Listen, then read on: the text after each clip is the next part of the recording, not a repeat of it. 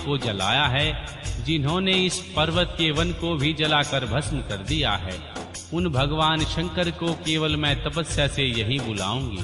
महाभागगण, आप यह जान लें कि महान तपोबल से ही भगवान सदाशिव की सेवा सुलभ हो सकती है। यह मैं आप लोगों से सत्य सत्य कहती हूँ।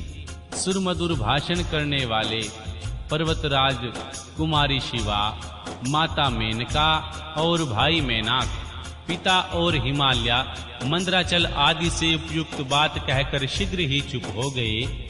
शिवा के ऐसा कहने पर वे चतुर चालाक पर्वतराज गिरिराज सुमेरु आदि गिरिजा की बारंबार प्रशंसा करते हुए अत्यंत विस्मित हो जैसे आए थे वैसे ही लौट गए। उन सब के चले जाने पर सखियों से घिरी हुई मां पार्वती ने मन में यथार्थ निश्चय करके पहले से भी उग्र तपस्या करने लगी। मुनि श्रेष्ठ, देवताओं, असुरों, मनुष्यों और चराचर प्राणियों सहित समस्त त्रिलोक की उस महती तपस्या से संतप्त हो उठी। उस समय समस्त देवता, असुर, यक्ष, किन्नर, चारण, सिद्ध, साध्य, मुनि, विद्याधर, बड़े बड़े नाग, प्रजापति, गृहाग तथा अन्य लोग महान से महान कष्ट में पड़ गए, परंतु इसका कोई कारण उनकी समझ में नहीं आया। तब इंद्र आदि सब देवता मिलकर गुरु बृहस्पति से सलाह लेने में विहलता के साथ सुमेरु पर्वत पर मुझ विधाता की शरण में आए। उस समय उनके सारे अंग संतप्त हो रहे थे। वहां आ मुझे प्रणाम करके उन सभी व्याकुल और कांतिहीन देवताओं ने मेरी स्तुति करके एक साथ ही मुझसे पूछा, प्रभो, जगत के संतप्त होने का क्या कारण है? उनका यह प्रश्न सुनकर मन ही मन भगवान शिव का स्मरण करके विचार पूर्वक मैंने सब कुछ जान लिया। इस समय विश्व में जो दाह उत्पन्न हो गया है वह गिरिजा की तपस्या का फल है। यह जानकर मैं उन सब के साथ शीघ्र ही क्षीर सागर को गया। वहां जाने का उद्देश्य भगवान विष्णु से सब कुछ बताना था। वहां पहुंचकर देखा भगवान श्री हरि सुखद आसन पर विराजमान है। देवताओं के साथ मैंने हाथ जोड़कर प्रणाम पूर्वक उनकी स्तुति की और कहा, महाविष्णु, तपस्या में लगी हुई देवी पार्वती के उग्र तप से संतप्त हो हम सब लोग आपकी शरण में आए हैं। आप हमें बचाइए प्रभु। हम सब देवताओं की यह बात सुनकर शेष सैया पर बैठे भगवान लक्ष्मीपति हमसे बोले। श्री विष्णु ने कहा, देवताओं, मैंने आज देवी पार्वती की तपस्या का सारा कारण जान लिया है, अतः तुम लोग के साथ अब परमेश्वर शिव के समीप चलता हूँ। हम सब लोग मिलकर यह प्रार्थना करेंगे वे गिरजा को ब्याह कर अपने यहाँ ले आवे। अमरो, इस समय समस्त संसार के कल्याण के लिए भगवान शिव के पानी ग्रहण के लिए अनुरोध करेंगे। देवादि देव पिनाकधारी भगवान शिव शिवा को वरने के लिए जैसे भी हम उनके आश्रम पर जाएं, इस समय हम वैसा ही प्रयत्न करेंगे। अतः परम मंगलमय महाप्रभु रुद्र जहाँ उग्र तपस्या में लगे हुए हैं वही हम सब लोग चलें। भगवान विष्णु की यह बात सुनकर समस्त देवता आदि हठी, क्रोधी और जलाने के लिए उदत रहने वाले प्रलंकर रुद्र से अत्यंत भयभीत होकर बोले।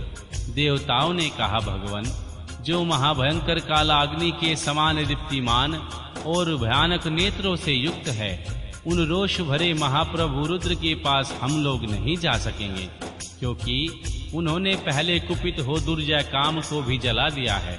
उसी प्रकार वे हमें भी दग्ध कर डालेंगे, इसमें संशय नहीं। मुने, इंद्रादि देवताओं की बात सुनकर लक्ष्मीपति श्री हरि ने उन सबको सांत्वना देते हुए कहा। श्री हरि बोले, हे देवताओं, तुम सब लोग प्रेम और आदर के साथ मेरी बात सुनो। भगवान शिव देवताओं के स्वामी है, उनके भय का नाश करने वाले हैं, वे तुम्हें दग्ध नहीं करेंगे।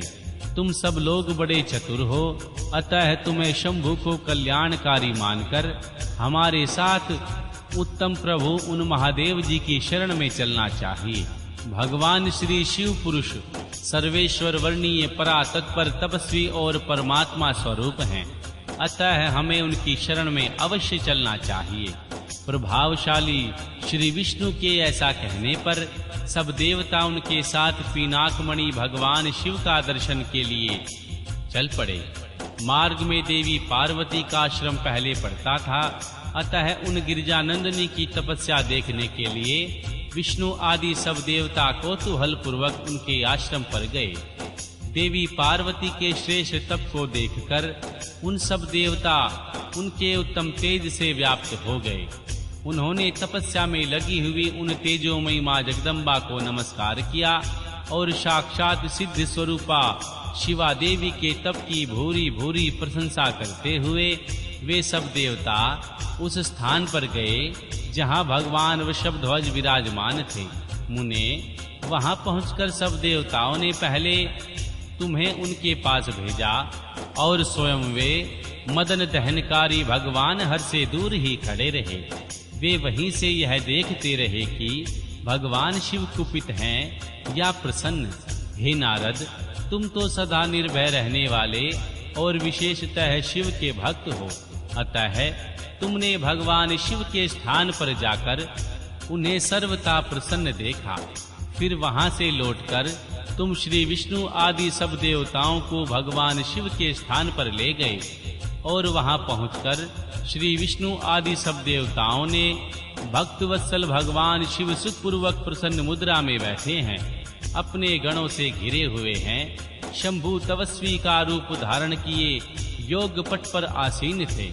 उन परमेश्वर रूपी भगवान शंकर का दर्शन करके मेरे सहित श्री विष्णु तथा अन्य देवताओं, सिद्धों और मुनीश्वरों ने उन्हें प्रणाम करके वेदों और उपनिषदों के सूत्रों द्वारा उनका स्तवन किया।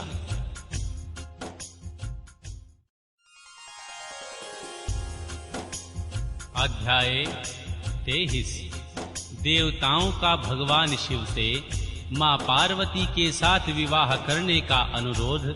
भगवान का विवाह के दोष बताकर अस्वीकार करना तथा उनके पुनः प्रार्थना करने पर स्वीकार कर लेना।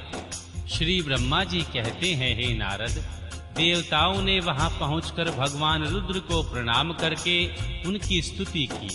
तब नंदिकेश्वर ने भगवान शिव से उनकी दीन बंधुता एवं भक्त वत्सलता की प्रशंसा करते हुए कहा, प्रभो, देवता और मुनि संकट में पड़कर आपकी शरण में आए हैं।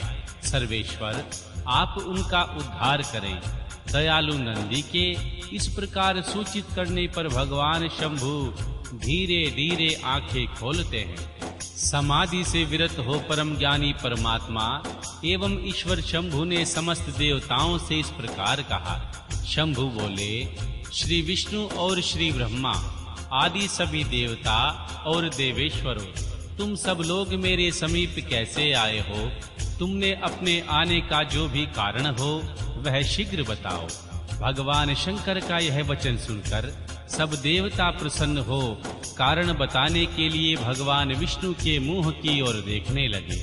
तब भगवान शिव के महान भक्त और देवताओं के हितकारी श्री विष्णु मेरे बताए हुए देवताओं के महत्तर कार्य को सूचित करने लगे। उन्होंने कहा, शंभु, तारकासुर ने देवताओं को अत्यंत अद्भुत एवं महान कष्ट प्रदान किए हैं। यही बताने के लिए सब देवता यहाँ आए हैं।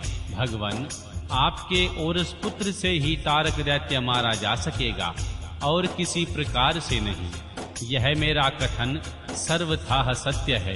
हे महादेव, इस प्रकार विचार करके आप कृपा करें। आपको नमस्कार है स्वामिन।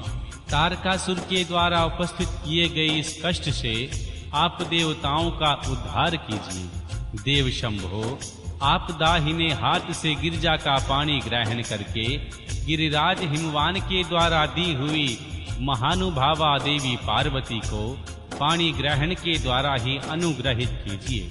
श्री विष्णु का यह वचन सुनकर योग पारायण भगवान शिव ने उन सबको उत्तम गति का दर्शन कराते हुए इस प्रकार कहा, देवताओं, जो ही मैंने सर्वांग सुंदरी गिरजा देवी को स्वीकार किया, त्यों ही समस्त सुरेश्वर तथा ऋषि मुनि सकाम हो जाएंगे। फिर तो वे परमार्थ पथ पर चलने में समर्थ नहीं हो सकेंगे।